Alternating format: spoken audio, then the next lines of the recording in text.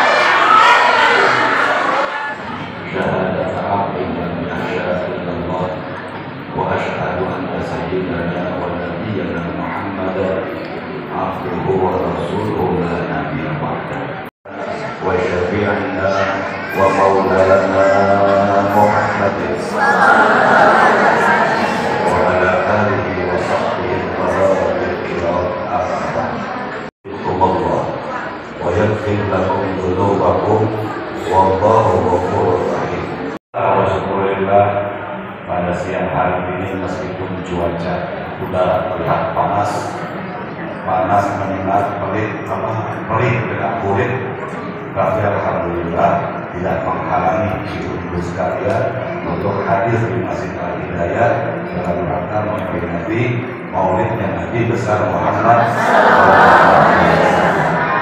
Ini bukan tidak mungkin karena rasa cinta. Kalau tidak cinta kepada majlis, kalau tidak cinta kepada Rasul, tidak mungkin hiburan panas. Enakan di rumah, di kamar, sekarang kipas atau pasang AC. Tapi karena cinta kepada Nabi, maka mengalahkan semuanya. Ibu hadir semua dan kami sama-sama dibacakan maulid.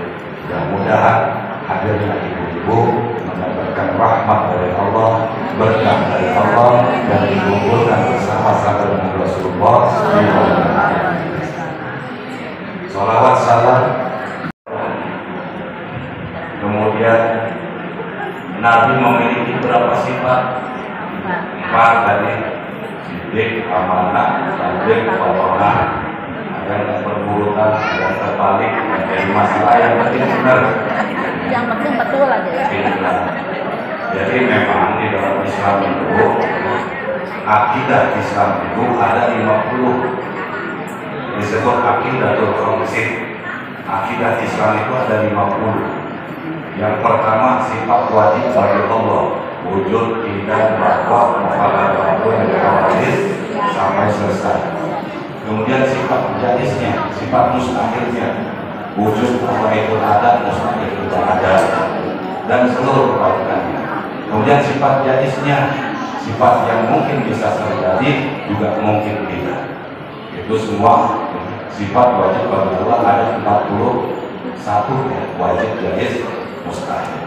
Nah, sifat wajib bagi Nabi ada 4, kebalikannya mustahil ada 4. Sifat jaiznya Nabi 1 ya, jadi jumlah keseluruhannya 50. Nah, orang yang hafal ini insya Allah selamat di akhirat. Amin.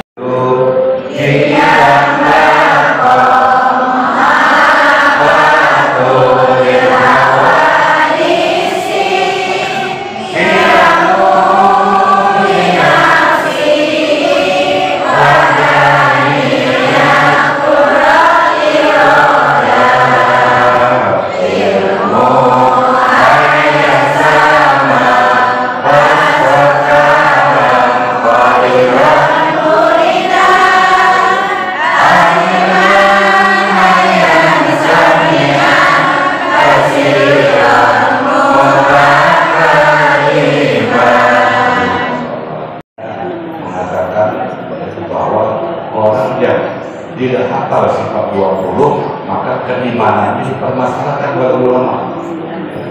Nah, dengan hafal sifat ini, maka insya Allah keimanan ibu-ibu tidak diragukan. Baik ibu-ibu sekalian, jadi jelas bahwa hadirnya kita di tempat ini untuk sama-sama memperingati manusia mulia, manusia yang menjadi wujud adanya alam, manusia yang menjadi wujud adanya kita, Sayyidina Muhammad SAW. Dulu Nabi Adam alaihissalam ketika bikin kesalahan makan buah kulti, Nabi Adam itu dengan ibu Hawa Allah perintahkan keduanya untuk tinggal di dalam surga. Ya Adam, uskun anta wa zawjukal jannah. Wahai Adam, tinggallah engkau bersama istrimu di dalam surga.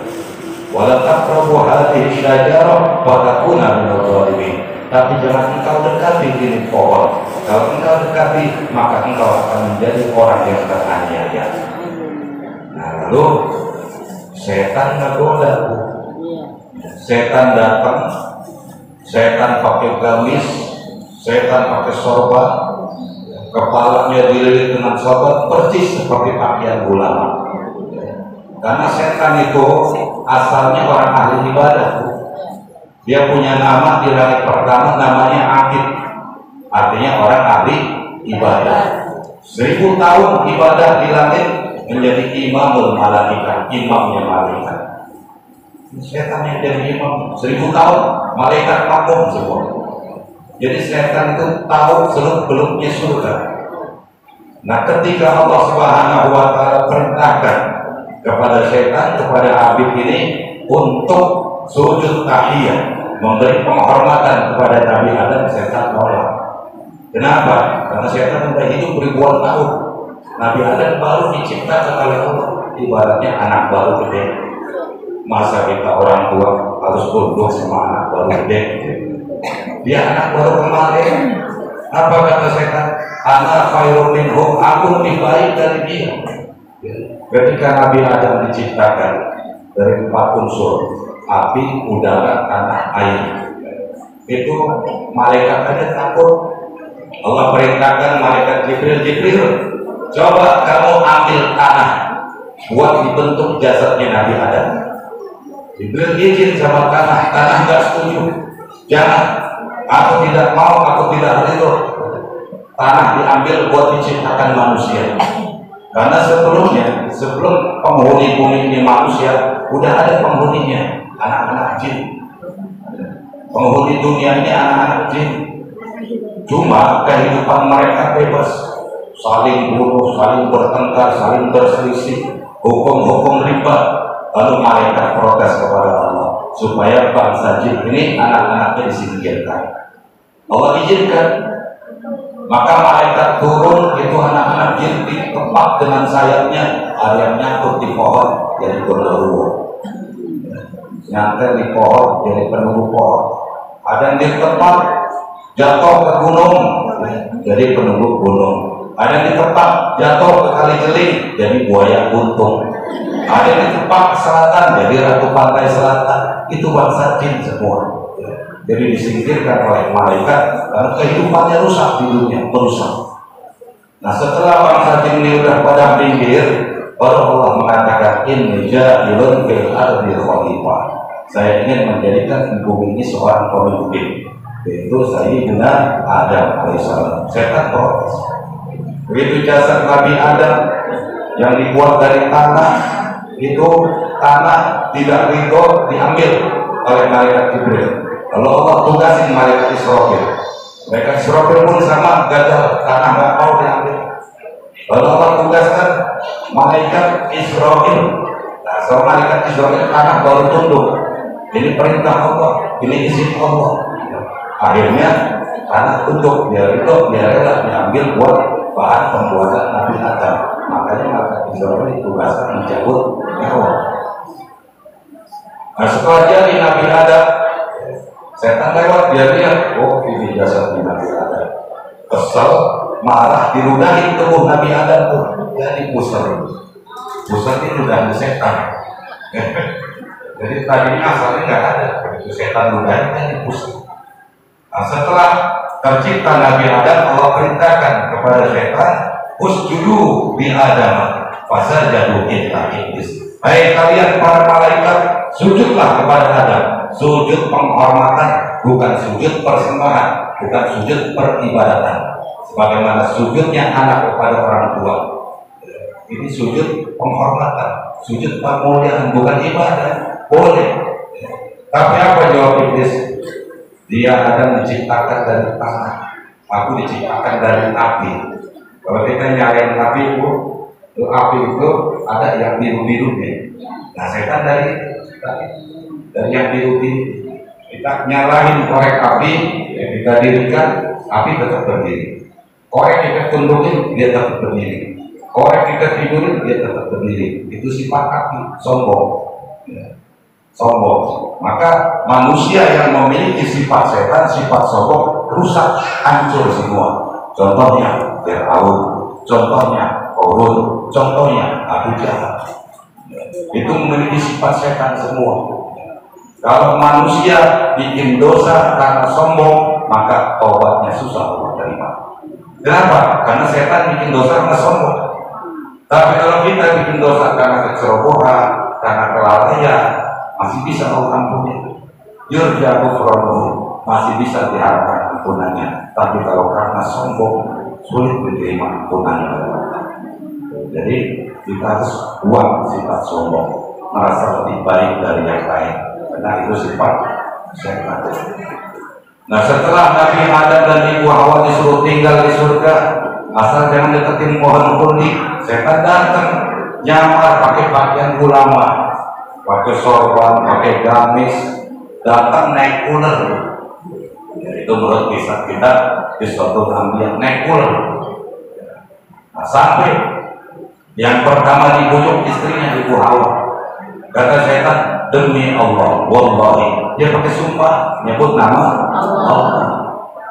Kalian tidak dilarang memakan buah kulit, yang dilarang oleh Allah mendekatinya, makan boleh. Karena ayatnya bunyinya begitu. Wala taqrabu hadhihi syajarah, kalian berdua jangan dekati pohon.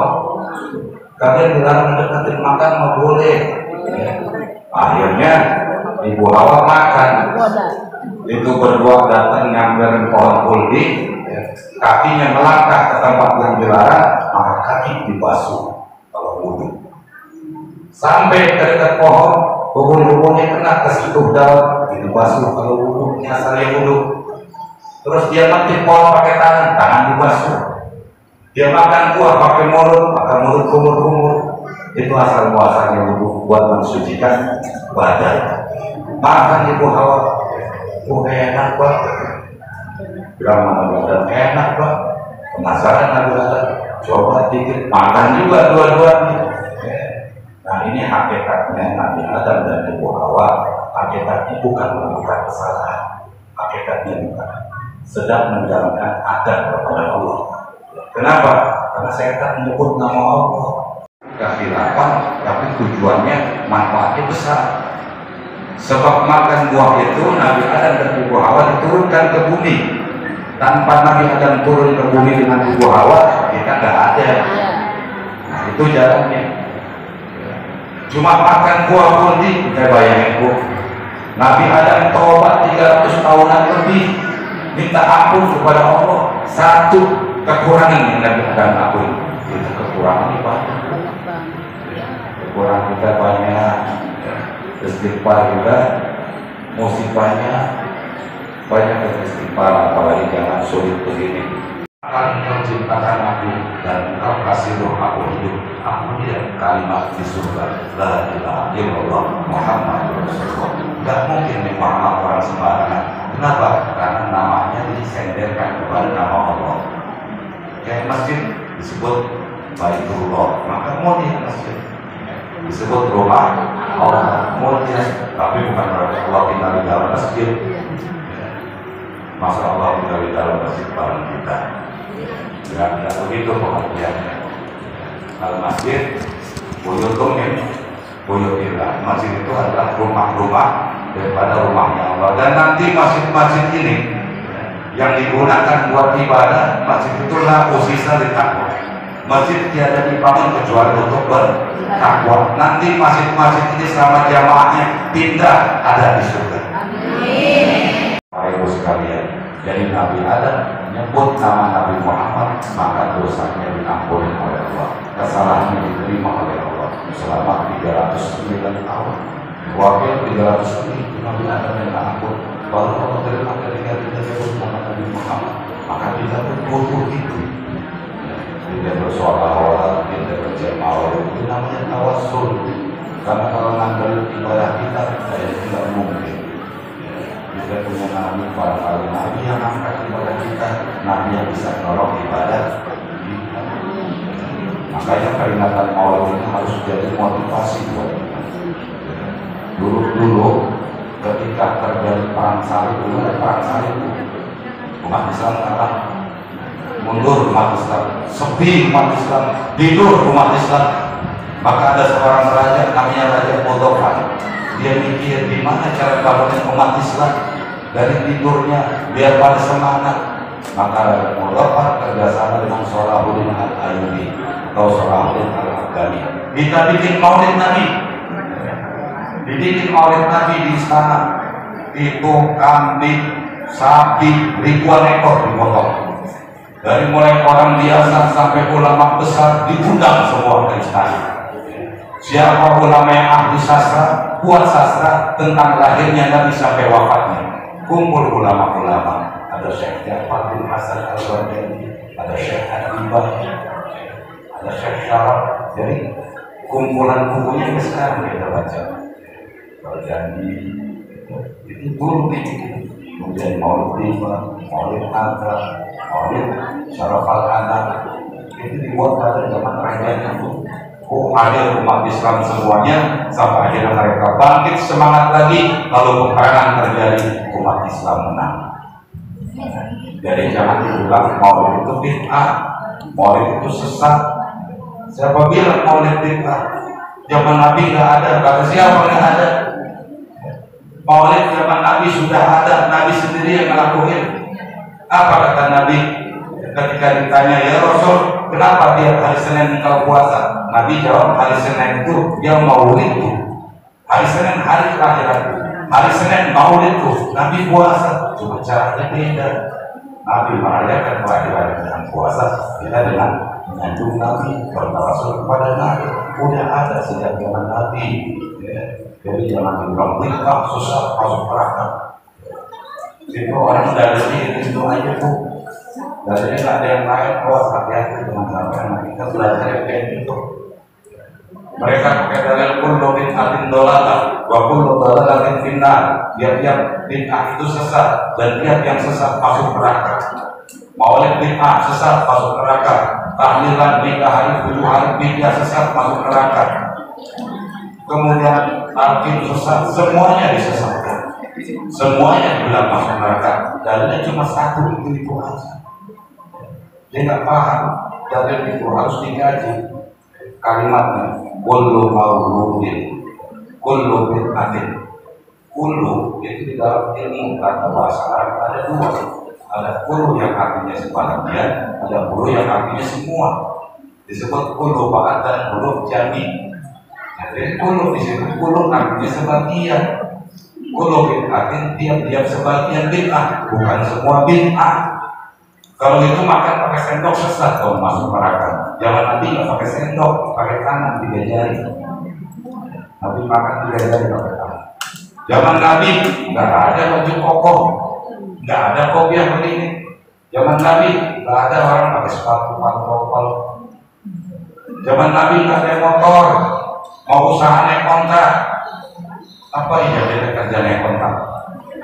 Zaman Nabi pergi haji naik onta dari Madinah ke Mekah 2 bulan baru sampai. Nah kita dari sini ke Mekah naik onta 2 bulan kita sampai. Apa itu bid'ah? Bid'ah tapi bid'ah wajib. Bid'ah yang wajib, ada bid'ah yang sunnah, bid'ah hasan, ada bid'ah yang haram. Bid'ah yang haram apa? Sholat malam nisfu Sya'ban. Niatnya kalau niatnya saya niat sholat nisfu Sya'ban itu yang haram. Memang ada di beberapa kitab, dalam karya kitab Imam Syafi'i Al-Qum, kemudian kitab Ihya Ulumuddin ada menyatakan sholat nisfu Sya'ban. Niatnya bersolih pada nisfu Sya'ban. Tapi kitab itu belum diteliti oleh ulama saat itu. Setelah diteliti oleh ulama, maka seorang ulama ahli tarjih namanya Syekh Ibnu Hajar Al-Asqalani, dia mengatakan amal salat lailatul qadar wa salat lailatul nisfu Sya'ban fa bid'atun wa bid'atun. Adapun salat dengan niat nisfu Sya'ban adalah bid'ah yang haram. Jadi malam nisfu niatnya salat sunnah mutlak, salat sunnah tasbih, salat sunnah awabin. Awabin sampai berapa rakaat paling banyak? 20 rakaat. 20 rakaat. Kata Imam Ghazali, kalau kita sholat tarawih 20 rakaat, bacanya setiap habis Fatihah baca 10. Rakaat pertama habis Fatihah baca 10, rakaat kedua habis Fatihah baca 10. Maka Allah dikasih sesuatu buat kita. Kasih makrifat, kasih nur, kasih sir rahasia dari Tuhan. Tapi ada caranya. Selesai sholat Fatihah maghrib, tapi sholat Fatihah maghrib niatnya jangan pakai Fatihah maghrib. Jangan katakan ada kopiahnya. Ya, sholat subuh ada kopiah, nggak ada Fatihah, jadi niatnya pakai kopiah. Sholat sunat tasawuf ya. Baca suratnya Al-Nasr, Al-Nasr, Al-Nasr, Mengkoran alam wa alam kata Nabi, lam yusibuhu alam. Siapa orang yang sholat sunnah subuh, dia baca Al-Nasr rakaat pertama, rakaat pertama Al-Nasr, rakaat kedua Al-Nasr, lam yusibuhu alam. Maka Allah tidak akan kasih penyakit yang berat. Oke, kita baca Al-Nasr, Al-Nasr. Subuh atau mau sholat sunnah fajarnya boleh, Nah, fajar subuhnya boleh baca itu didawamin di rutinnya sholat subuh. Jadi itu sunnah-sunnah Nabi kita ikuti sebagai bukti cinta kita kepada Nabi Muhammad SAW. Jadi nggak cukup dengan cinta, tapi harus dibuktikan. Oh, ada sahabat Nabi namanya Salman bin Basdan. Beliau ini tadinya budak kelahiran Yaman. Maka di zaman Nabi dia ikut berperang sama tuannya buatnya mati dalam peperangan. Maka Salman ini diambil oleh Nabi, dibebaskan oleh Nabi. Tapi dia nggak mau pulang ke Yaman. Dia mau ikut Nabi, saya mau ikut Nabi, saya mau bakti sama Nabi, saya mau bersyahadat, saya mau ikut Nabi, saya mau melayani Nabi. Akhirnya ikut sama Nabi. Ini Salman bin Basdan, kalau sebentar aja nggak ketemu Nabi sakit. Kalau Nabi pergi malam dia mikir nanti besok ketemu pagi sama Nabi. Di waktu malam dia mikir pagi nanti ketemu sama Nabi. Di waktu pagi dia mikir kalau malam ketemu sama Nabi. Dan kalau nanti Nabi wafat, apa aku bisa bertemu sama Nabi, tinggal sama-sama Nabi, sedangkan aku orang bawah, Nabi orang mulia. Mikirin tiap hari Salman sampai sakit dia mikir. Ibadahnya rajin tekun luar biasa. Padahal jarak dari rumah ke masjid 3 jam baru sampai. Bayangin, 3 jam baru sampai dari rumah ke masjid, tapi setiap Nabi ke masjid, Basdan ada di masjid. Dia duduk di sebelah kanan. Setiap Nabi ke masjid, setiap sahabat ke masjid, oh ada sahabat, dia sudah datang. Maka itu luar biasa ibadah. 3 jam dari rumah ke masjid dari sini dekat. Saya dari Gang itu kemarin kan untuk berangkat sampai jauh karena macet aja orang motor. Nah, sahabat ini kurus badannya, pucat mukanya sampai Nabi tanya, kok ini anak tiap hari makin kurus badannya, makin habis badannya, mukanya pucat. Lalu Nabi tanya, sahabat, kenapa kamu sakit? Dijawab oleh sahabat, ya Rasulullah, sesungguhnya ada yang aku pikirkan. Kalau malam aku mikirin pagi nanti aku bisa nggak bersama Rasul. Kalau pagi mikirin nanti kalau malam Rasul pergi, bisa nggak saya bersama Rasul? Karena setiap kali tidak ketemu Nabi sakit dia, Bu. Sakit, mereka berjujuran, meriah. Saking cintanya pada Nabi, nggak mau pisah sama Nabi. Dan yang aku paling pikirkan kata sahabat, nanti kalau Rasulullah wafat, aku wafat, apa aku bisa ikut bersama Rasul di dalam surga? Sedangkan Rasul orang mulia, aku orang bawahan. Lalu sahabat dipeluk oleh Nabi. Nangis Rasulullah, berhalu Rasulullah melihat bentuk besarnya cinta seorang sahabat kepada beliau. Maka turun ayat Allah menurunkan wahyu pada Nabi Muhammad. Wa ma yuti'illah wa rasulah wa ulaika ma'al ladzina an'ama Allahu 'alaihim minan nabiyyin wasiddiqin wasyuhada wa shalihin wa hasuna ulaika rafiqa. Siapa orang yang patuh kepada Rasul, orang yang patuh kepada Allah, patuh kepada Rasulnya, maka mereka itu nanti akan tinggal di dalam surga yang penuh kenikmatan bersama para nabi yang lain, bersama para syuhada, para siddiqin, para sholihin, dan itulah orang yang beruntung. Jadi jangan sampai hilang cinta kita kepada Rasulullah kalau kita mau menjadi orang yang beruntung. Kita lebih hebat, Bu. Mereka para sahabat cinta kepada Nabi karena ketemu berjumpa sama Nabi. Kita belum pernah lihat, kita belum pernah ketemu Nabi, tapi kita bisa cinta kepada Nabi. Ini anugerah dari Allah. Sebab rasa cinta itu dari Allah. Fabima rahmatin rintalahu, maka dengan sebab rahmat rintalahu kalian bisa cinta kepada yang lain, kalian bisa cinta kepada Rasul. Alhamdulillah wa syukurillah, Allah berikan cinta kepada kita terhadap Rasulullah SAW. Para hadirin, ibu-ibu sekalian yang berbahagia. Jadi peringatan Maulid ini insya Allah bukan kita tidak sia-sia. Ada seorang ulama namanya Imam Al-Yamani. Beliau mengatakan man jama'a di Maulid Nabi Shallallahu Alaihi Wasallam ikhwanan. Siapa orang yang mengumpulkan saudara-saudaranya untuk duduk bersama memperingati Maulid Nabi Muhammad SAW, wahaya to'aman, lalu disediakan makanan, wahaklah makanan disediakan tempat, wasolah ihsan, lalu mereka berbuat kebaikan, baca maulid, baca sholat, baca Quran, maka ini menjadi sebab Quran Maulid Rasul, menjadi sebab dibacakannya Maulid Nabi Muhammad SAW. Maka kata ulama Imam Al-Jabi, orang ini nanti akan tinggal bersama Nabi di dalam surga yang tidak nanti naik, dia tinggal di surga. Jadi ganjarannya luar biasa. Orang yang bantu materi, orang yang bantu tenaga, ya, semuanya ada yang sia-sia. Maka ulama-ulama terdahulu itu kalau maulid Nabi mereka besar-besar, ya, kita sedekah buat maulid 1 dirham itu pahalanya seperti gunung Uhud. Luar biasa itu sekalian. Jadi tanamkan tadi rasa cinta kita kepada Nabi, sebab tanpa cinta kepada Nabi tidak ada cinta kepada Allah. Ya. Cinta Nabi adalah modal, usul mahabbah. Cinta Nabi adalah dasar dapat kecintaan dari Allah. Tanpa cinta Nabi kita tidak dapat cinta Allah.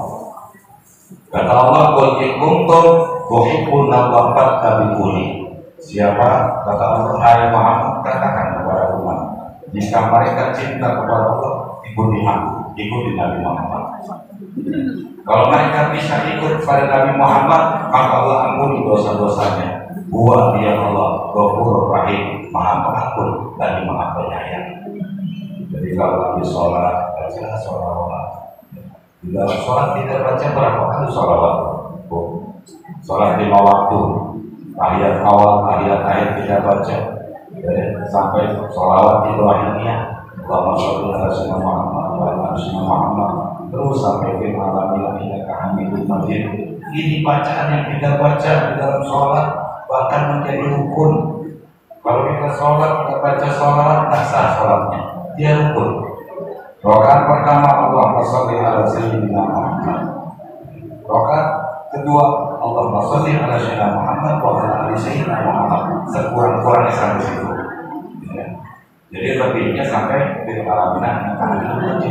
Nah, kita harus tahu mana bacaan sholawat yang sekurang-kurangnya, mana yang sempurna. Kalau tahu enak, kita ada tahiyat-tahiyat. Allahumma sholli ala sayyidina Muhammad. Mulus-mulus. Kalau kita baca sampai ke alamilah, Hamidum Majid, keluhan. Kita singkat. Allahumma sholli ala sayyidina Muhammad wa ala ali sayyidina Muhammad. Assalamualaikum. Jadi cukup sampai susah sholat. Jadi jangan sampai selesai biar alamilah kita Hamidum Majid, nggak keburu nanti keluar kita. Amin ada 2, ada buroh, ada pusat. Kalau buroh itu bunyi, bunyi. Kalau pusat nggak bunyi, tapi ninggalin bau. Nah kalau kita ragu sholat, dari sholat ragu, ini boleh keluar angin apa enggak? Kalau yakin nggak ada bunyinya, nggak dengar suara atau nggak cium bau, terusin sholatnya kita, terusin sampai selesai. Jangan ragu. Al-yakin la yuzalu bisyakki. Keyakinan itu tidak bisa dirubah dengan keraguan. Jangan terus sholat 3 rakaat atau 4 rakaat. Ambil yang sedikit, udah 3. Jangan ambil yang 4. Udah 3, nanti tutup pakai sujud. Sahwi. Ibadah begitu. Jadi kita harus tahu, jangan 2, 3, 4. Bingung nih, 3 pakai 4 dibatalin. Haram dibatalkan sholat karena tidak ada syarat buat keluar dari sholat. Tidak ada syaratnya, tidak ada syarat dari syarat buat keluar. Pilih yang sedikit, 3, 4, pilih 3 karena Nabi pilih yang sedikit.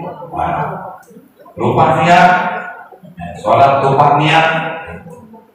Ulama berselisih. Kalau kata Imam Hanafi, innamal a'malu binniyat. Sesungguhnya sempurnanya amal karena niat. Imam Hanafi, sempurnanya Kalau Imam Syafi'i dari sahnya amal tergantung niat. Bulan puasa ulama beda pendapat. Kata Imam Syafi'i niat puasa Ramadan itu harus tiap malam. Kata Imam Malik nggak usah tiap malam, baca aja niat puasa sebulan penuh. Nah ulama beda pendapat. Kalau kita malamnya lupa baca niat puasa maka puasanya nggak sah. Pendapat mana yang kita pakai, yang niat sebulan penuh apa yang niat semalam. Nah, caranya kita pakai dua-duanya. Malam awal Ramadan baca niatkan sebulan, mau baca niatkan tiap malam. Jadi kalau nanti satu malam kita lupa bacanya, kita baca niatkan sebulan. Taklid kepada Imam Maliki. Oh, yang tahu ilmunya enak gue ya. Insyaallah itu bermanfaat. Insyaallah ibadahnya diterima oleh Allah. Ibadahnya makbul, ibadah yang insyaallah berarti sesuai dengan apa yang diajarkan oleh Rasulullah SAW. Dan cinta yang kita tanamkan, cinta yang kita laksanakan kepada Rasulullah SAW itu masih kalah dengan cintanya Nabi sama kita. Cintanya Nabi sama kita luar biasa. Cintanya Nabi sama kita hebat, tidak terkalahkan. Sampai-sampai itu ketika Nabi Muhammad SAW pulang dari Hajjatul Wada, haji terakhir. Nabi pulang dari haji terakhir, Nabi kumpulin para sahabat. Di tengah-tengah sahabat Nabi bacakan ayat turun wahyu. Al-yawma akmaltu lakum dinakum wa atmamtu wa raditu lakum al-Islam. Pada hari ini telah Allah sempurnakan agama dan Allah ridho Islam sebagai agama. Siapa yang memilih agama selain yang diridai Allah maka tidak selamat. Turun ayat ini, sahabat pikir Islam telah sempurna. Kalau Islam sudah sempurna, berarti tidak turun wahyu lagi. Kalau tidak turun wahyu lagi, berarti tidak aman Nabi. Tugasnya sudah selesai. Nah, dari sejak itu Nabi sakit Nabi. Sampai-sampai ini kalau dari masjid ini rumah Nabi belakang. Kalau sholat subuh jamaah nunggu Nabi kelihatan kepala dari jendela.